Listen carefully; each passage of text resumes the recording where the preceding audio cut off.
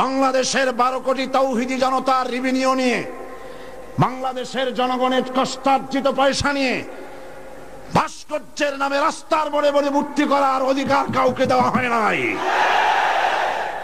হিন্দুরা, হিন্দু, খ্রিস্টান, বৌদ্ধ তাদের ধর্মীয় কারণে তাদের উপাসনালয়ে যত খুশি মূর্তি বানাক, ইসলামের কোনো আপত্তি নাই।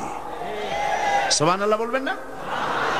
কিন্তু আমার বাংলাদেশের 12 কোটি তাওহীদি জনতার রেভিনিউ নিয়ে, বাংলাদেশের জনগণের কষ্টার্জিত পয়সা নিয়ে ভাস্কর্যের নামে রাস্তার মোড়ে মোড়ে মূর্তি করার অধিকার কাউকে দেওয়া হয় নাই।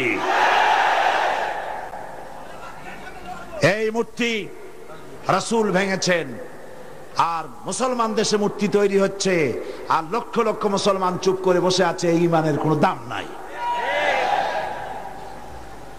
আল্লাহ রাব্বুল আলামিন বলেছেন নবীর দায়িত্ব হলো ভালো কাজের আদেশ দেবে, অন্যায় কাজের নিষেধ করবে। এটা হলো নবীর দায়িত্ব। এই দায়িত্বটি আল্লাহ রাব্বুল আলামিন রাষ্ট্রকে দিয়েছেন, এটা নবীর দায়িত্ব। এই দায়িত্ব আল্লাহ রাব্বুল আলামিন ব্যক্তিকে দিয়ে দিয়েছেন। হযরতে লোকমান তার ছেলেকে ডেকে বলেছিলেন, গত বছর কোরআন শরীফের আয়াত তেলাওয়াত করে সূরা লোকমান তাফসীর করে শুনিয়েছিলাম, মনে আছে কিনা?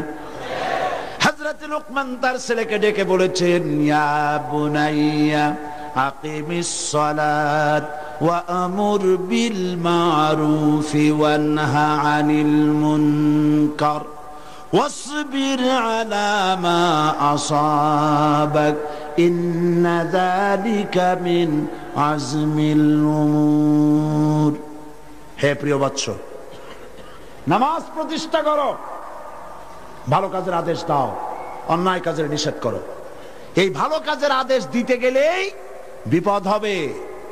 ভালো কাজের আদেশ দিতে গেলে কি হবে? অন্যায় কাজের প্রতিরোধ করতে গেলে কি হবে? বিপদ হবে। বিপদ যখন আসবে, ওয়াসবির আলা মা আসাবাক, যখনই বিপদ আসবে তখন ধৈর্য ধারণ করবা।